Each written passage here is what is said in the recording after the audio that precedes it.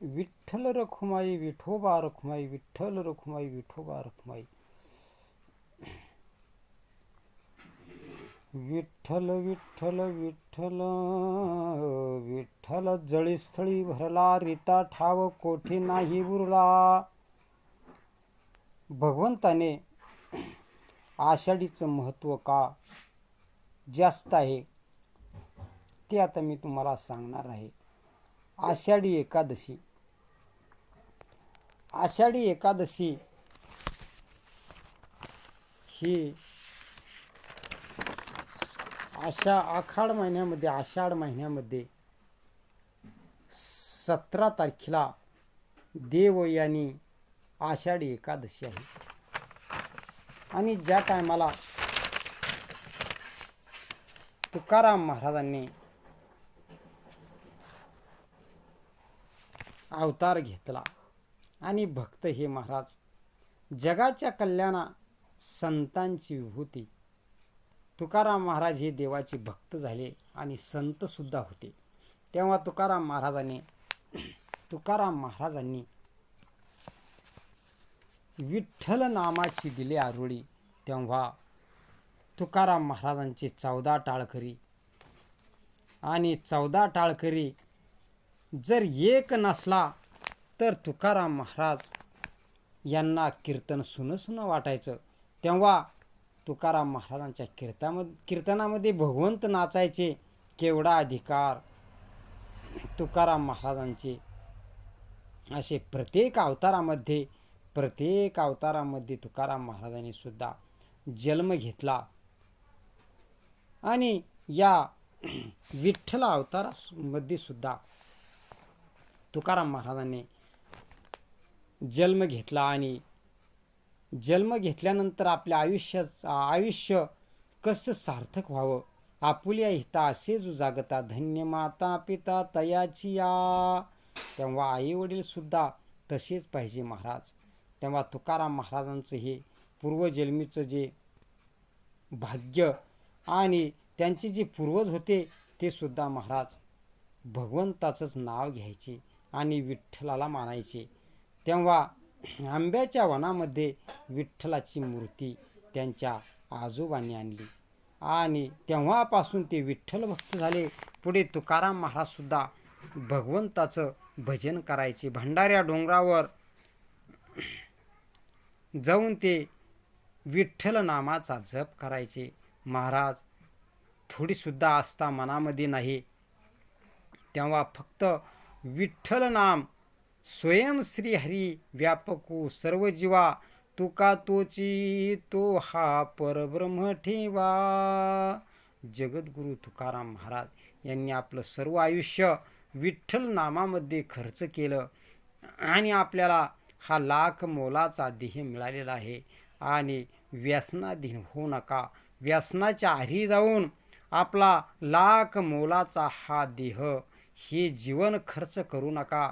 कारण की आपल्याबरोबर जो ठेवा येणार आहे तो तुका तोची तो हा परब्रह्म ठेवा.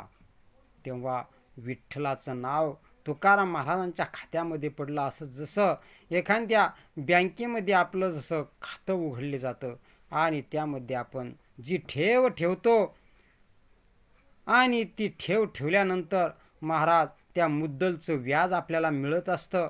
तसंच हे आहे.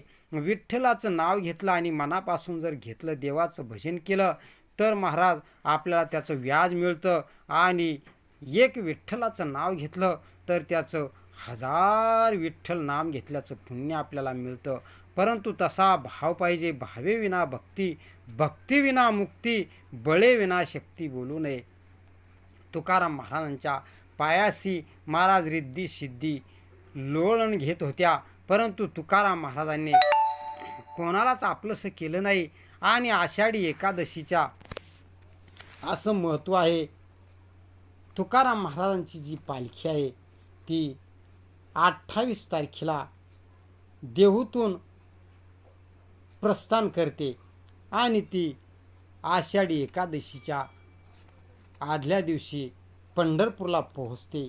आणि तसेच संत ज्ञानेश्वर महाराज यांची सुद्धा जी पालखी आहे ती 29 तारखेला प्रस्थान होतं आणि महाराज ज्या वेळेस कळस असा डगडगा हलतो महाराज, तेव्हा ज्ञानेश्वर महाराजांची पालखी तेथून निघते. आणि भगवंत हे आषाढीला काय एवढं महत्त्व आहे. सर्व संत मंडळी जमा झाले आणि जमा झाल्यानंतर सर्व संत मंडळींनी भगवंताची प्रार्थना केली आणि भगवंताने आषाढीच्या दिवशी जे कुर्मदास होते महाराज त्यांना दर्शन दिलं आणि भगवंत हे विठेवर असताना आषाढीच्या दिवशी भक्तांना भेट दिली. आणि प्रत्येक आषाढीच्या दिवशी भगवंत हे त्या मूर्तीमध्ये येत असतात. त्यामुळे आषाढीचं हे महत्त्व आहे. ज्याचं आषाढीच्या दिवशी दर्शन होईल महाराज त्याचं अपार असं भाग्य आहे. कारण की देव हे आषाढीच्या दिवशी मूर्तीमध्ये असतात आणि तसा तो जळीस्थळी भरला रिता ठाव कोठी नाही उरला. परंतु आषाढी एकादशीचं महत्त्व आहे. सर्व संत मंडळी येतात, देवाचं नामाचा जयघोष करतात आणि भगवंताचं भजन करून कृतार्थ होतात. आणि वारी झाल्यानंतर महाराज या वारीचं असं महत्त्व आहे. ज्ञानेश्वर महाराजांनी आळंदीतून ही वारी सुरू केली आणि सुरू केल्यानंतर दर मुक्काम असे त्यांनी मुक्काम ठरविले. जिथे माऊलीचा मुक्काम होता तेथेच आजसुद्धा मुक्काम आहे. माऊलीने आपले 4 सवंगडी घेतले आणि दर मुक्काम भगवंताच्या भेटीला गेले. आषाढीच्या दिवशी भगवंताची भेट झाली आणि नंतर वारी संपल्यानंतर महाराज ज्ञानेश्वर महाराज हे नामदेव महाराजांना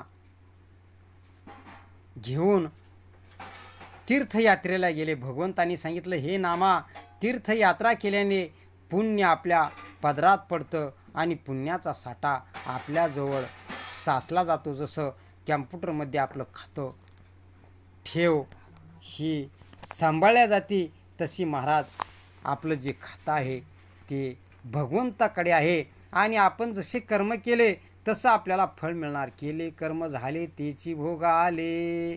त्याकरता ज्ञानेश्वर महाराज आणि नामदेव महाराज हे वारी करत करत तीर्थयात्रा करत करत तीर्थ करीत करीत एका गावामध्ये गेले आणि तेथे मुस्लिमाचं राज्य होतं. मुस्लिम हा राजा होता आणि त्यांनी सांगितलं की तुम्ही जर पांडुरंगाचे भक्त आहे खरे असाल तर त्या महाराज यवनाने एक गाय कापली आणि कीर्तन चालू होतं. नामदेवरायाने देवाचा धावा केला. भगवंतसुद्धा कीर्तनात येऊन नाचायचे महाराज. अशी अनेक चमत्कार नामदेव महाराजांनी ज्ञानेश्वर महाराजांनी घडविले. देव आले आणि ती गाय जिवंत केली. तेव्हा तो जो मुस्लिम राजा होता त्याचे डोळे उघडले की खरोखर भगवंत हा संताच्या मागे हिंडतो. तेव्हा त्याला कळालं आणि भगवंताने असं सर्व भक्तांना प्रेम दिलं. आणि आषाढीच्या दिवशी भगवंत हे मूर्तीमध्ये विराजमान असतात. त्याकरता आषाढीची वारी आणि आषाढीचं दर्शन चुकू नका. रामकृष्ण हरी.